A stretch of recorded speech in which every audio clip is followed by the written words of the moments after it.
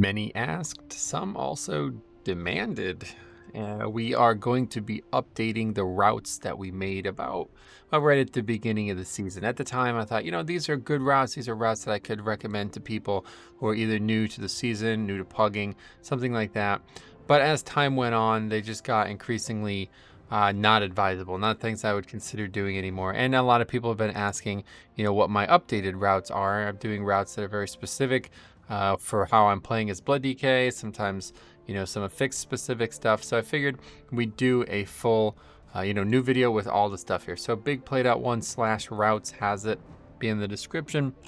Here's all the old ones too. If you still want to use them, you can. That video is obviously not going anywhere. So if you want to see me go over those, you can do that too. But we're going to go over these real quick. I'm not going to go over each pull, but I'm just going to tell you a little bit how it changed from the first version of this in case you're watching that, and why. Okay, mostly why. All right, so let's get started. We're actually going to start at the top with the other side. So the big change from the original route we would go over here, get the buff, and then go back across. And it presented some weird issues, like with the patrolling of the enraged spirits and also some odd lust timings. But ultimately, I just found it a lot more comfortable to start going around the entire ring and just getting all 4 lieutenant buffs instead of just 3 before you go into Ardent Wheel. And it doesn't read like it's a really optimized route, but it works very well for me. This dungeon's very lenient on timer right now, and there's hard parts in it, but really there's not really too much going on with it. The big thing I will say is that lusting on the second pack is really advisable. So if you're looking for a big tip on this dungeon, that would be what I recommend. And as you see, pulling, especially when it's Oros Coldheart in with this pack, is very good, especially when it is a tyrannical week, so the trash is very easy. But you don't have to do that. I would still recommend lusting here anyway. Usually everybody has all their CDs up for this pack, and it just dies way too quick with lust. It's just overkill. And you're not losing any timing on lust. You have a long time before you can get that next lust off, and you're still going to get 4 in the dungeon. So that's it for the other side. Nothing special there. I think that's fairly stock. Now, Halls is an interesting one because originally the route we were doing was basically just exactly what we were doing in Season 1, but we were just combining things differently. And I think this dungeon is one of the easiest dungeons in the game right now because of the ways that you can combine the trash. This is really nice, like always. Like, it's so comfortable to combine trash, even on bad weeks, like even bolstering weeks. It's still not that bad. But the big change to the route from the original one that I made is going to be going left first and getting a big Bloodlust on a Church Elemental. So this is a very aggressive pull, and I'm going to tell you right now, if you are not doing this on a Tyrannical week, you're in serious danger as a tank, and so is your group. There's a lot of mechanics going on between all this count, and I would probably, if you are going to do this on Fortified, I would probably recommend just pulling these 2 and then this pack, and then leave these for later or after some stuff starts dying.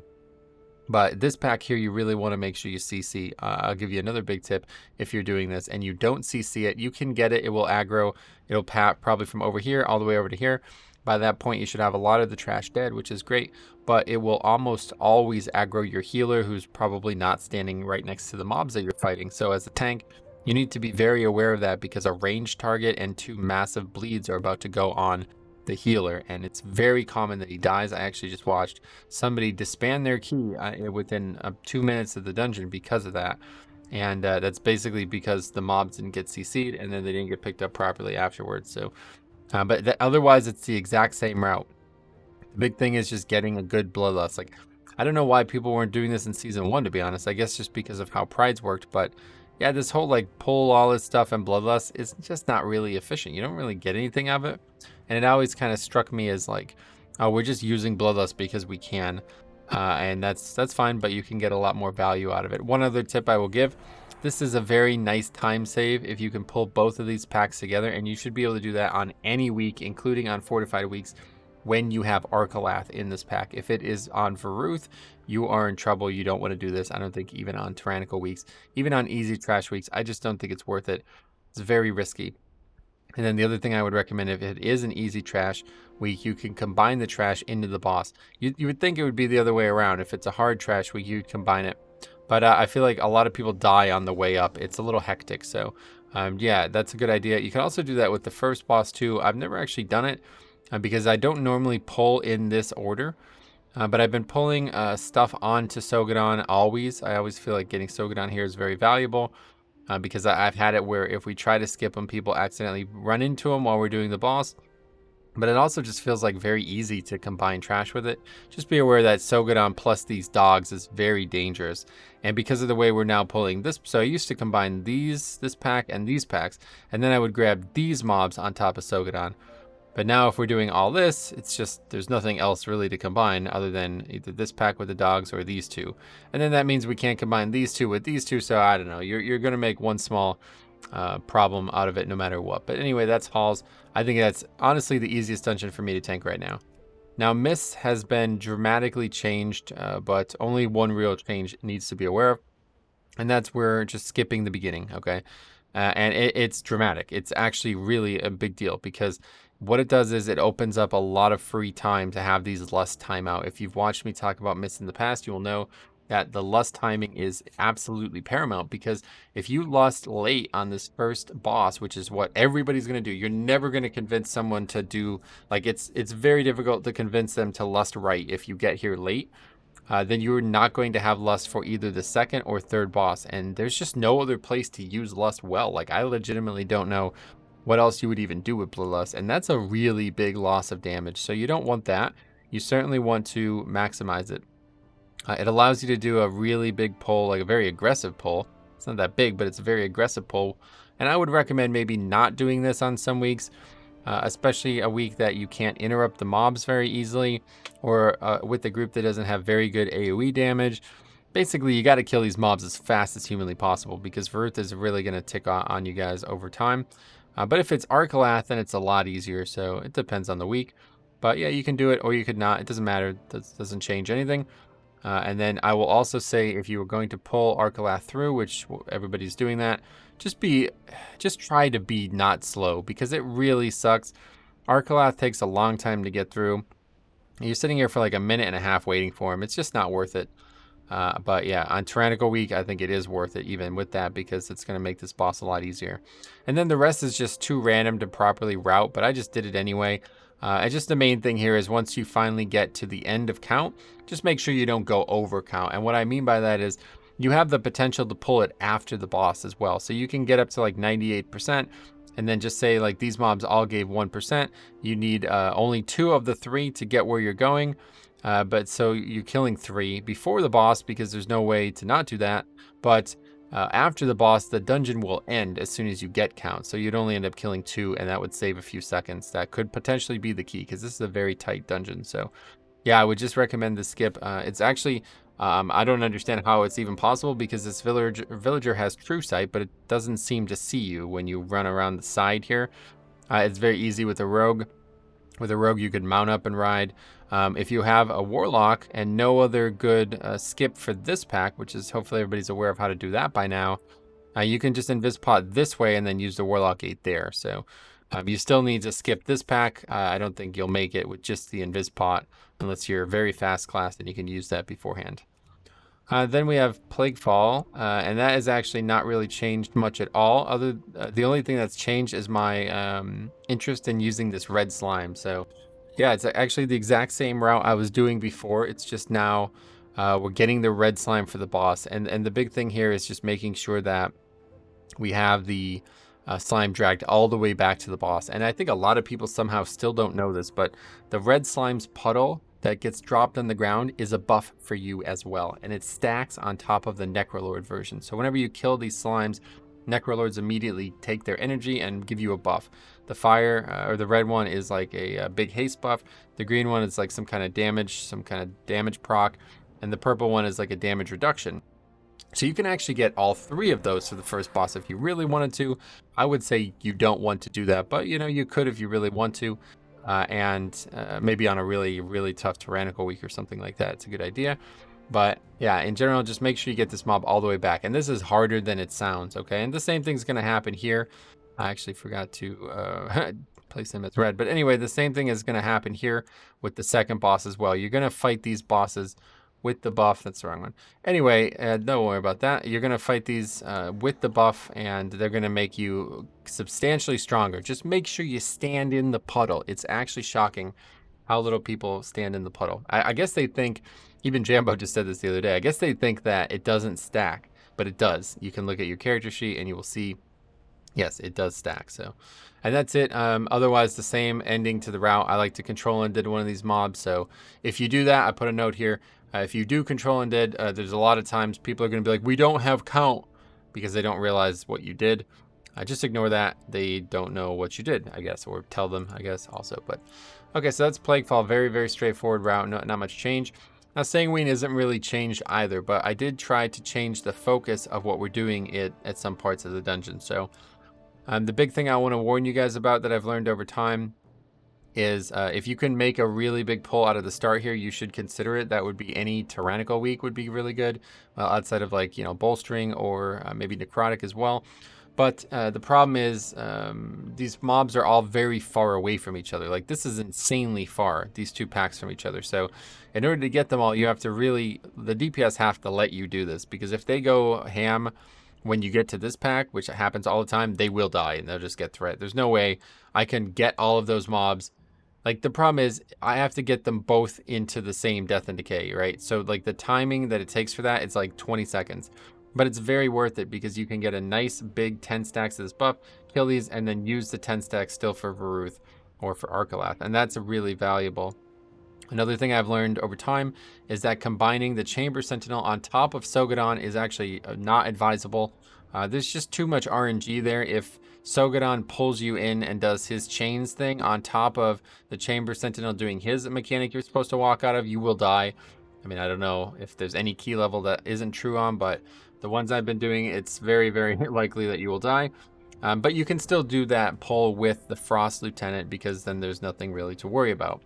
And then another thing I've changed is we're going to get these packs, this type of pack in for the buff here. I didn't realize how little count this pack actually gave, so it's insanely valuable. Even it's weird to say that, but that's very valuable, because you're just basically getting a ton of extra damage, provided you're using the Venthyr jar.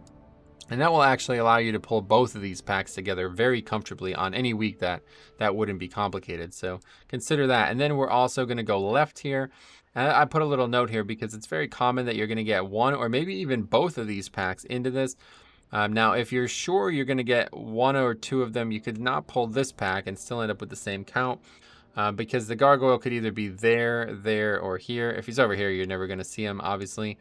But if he's there, you will definitely see him, and he could be a huge pain. So, and the patrol will start like all the way up here and come all the way back. So it could just be that they're waiting there for you. It could be that you never see them. But the goal here is to get this jar started. So you pull this pack, kill us stuff, then get this jar started, and then run around and extend the jar over here. And that will give you an easy 10 stacks for the rest of the hallway. You fight all of this stuff on it. It gets extended at the last second.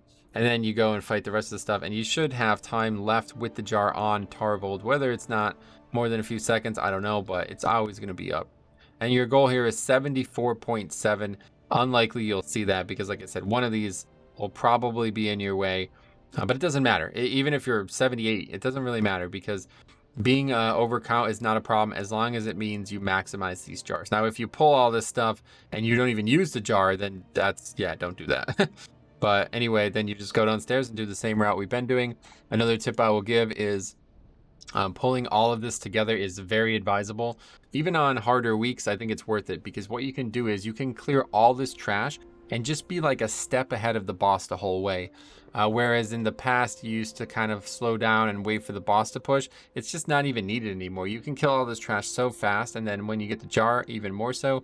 You just be ahead of the boss the whole way. Like, she'll actually run backwards and then have to come back to you. That's how far ahead you can get now. So yeah, it's pretty straightforward. This dungeon's very easy to time. I feel like very lenient.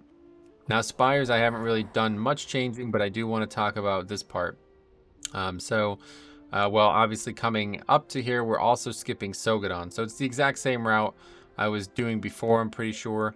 But we are now going to be skipping 2 lieutenants every week. I don't think it's worth it. You can pull this one if you want. It's in a fine position.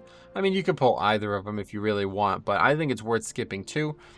because the failure check for either is the same. So you have to dodge it whether you skip Sogadon or the Frost one.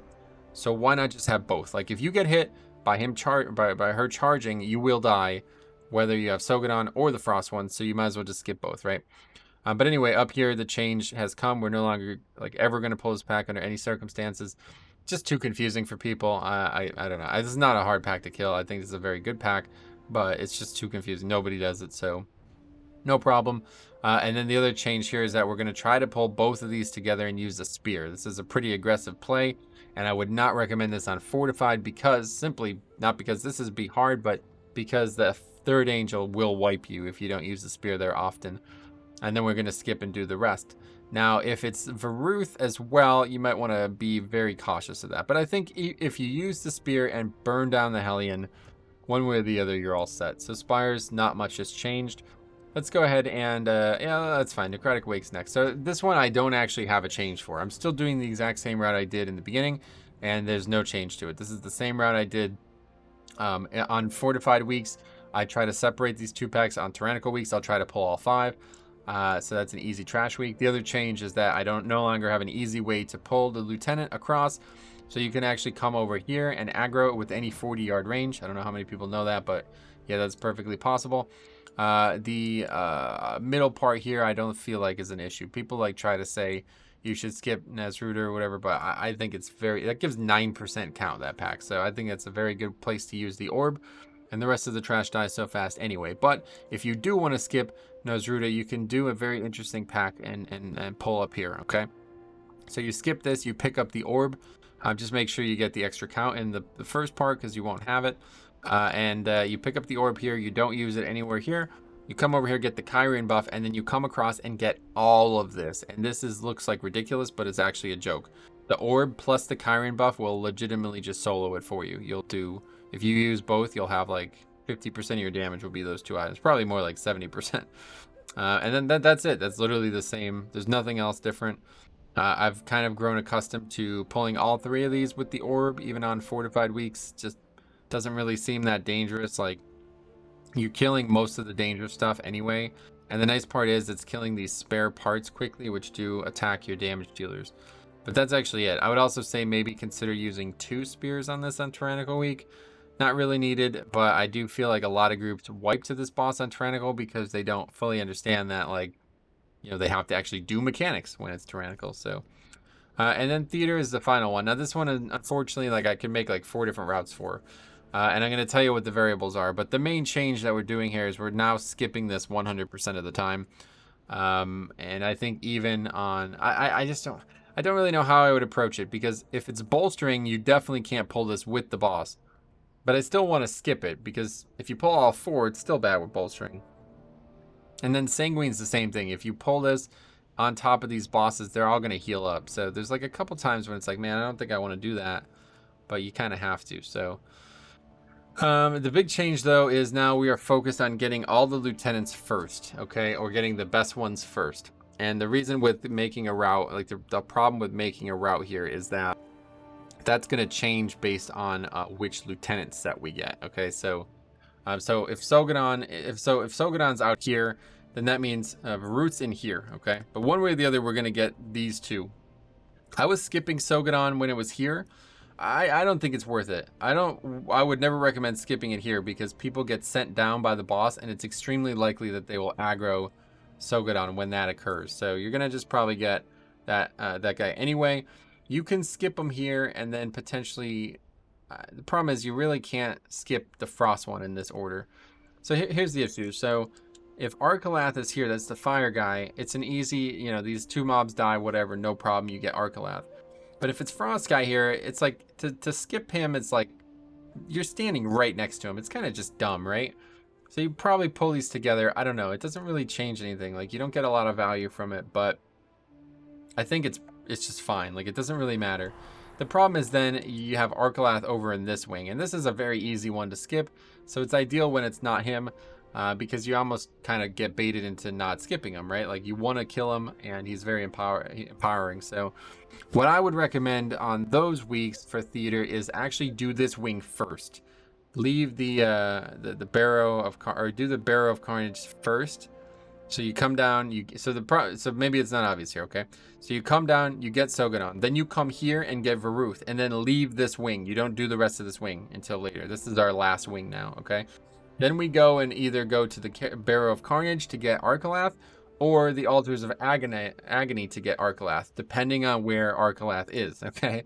It doesn't really matter, though. Like, this is just kind of ponderance. Like, you can do this if you want, but just make sure you get Varuth one way or the other there. I think it's the big thing. And then, yeah, the second wing is going to be the one that you didn't do. So, and then I'm just leaving Chambers of Conquest for last, okay? And this is sad, but I'm just tapping out on this.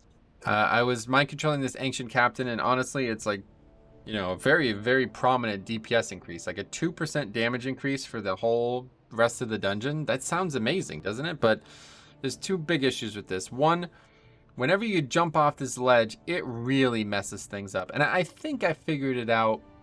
I think it's if I jump off the ledge and then like blink or use any speed buff at all, I just get so far away from him that he never comes back to me and he breaks. I don't understand how this works. I really don't. It doesn't make any sense in why this is still like this, but it's just such a pain because I've actually had keys deplete over this because then we go upstairs and it spawns and it'll either kill the healer because it's just like evading and attacking the highest threat target, or it actually makes the boss despawn sometime. I actually published a video on that happening. It doesn't make any sense. This is so bugged. And I don't know what, so it's just like that alone. But then the other thing is like people like expect this wing to be last, or they expect certain things to happen when you're in this wing, like combining these two mobs. So I've been pulling this one separate and then combining these two with the captain, but that was like confusing people. And it's just like, I don't know, there's just not enough blood DKs, unfortunately. So yeah, I think it's best to just tap out on that because one way or the other, it's not too easy. And then just less on the last boss should be fine. So they added a minute to this dungeon. This should be a lot easier now anyway. So thanks for watching. I hope this has helped. If you have any questions, let me know. Again, make sure you're checking out the spreadsheet. We have the info there. You can get the paste bins. If you've never done this type of thing before, you get the paste bin, just copy paste all this, and then go into the game and yeah, you just hit import and you paste it in here. Yeah, well, that's not what it would be, but anyway, yeah, you're looking for the actual code. I don't want to confuse anyone. You're looking for this stuff, copy paste it, go in here, boom, hit OK, and then import, and it's gonna, obviously you don't already have these routes, so it's gonna have you know, what you need there. So anyway, thanks for watching. Let me know if you have any questions. Otherwise, we'll see you guys in the next one.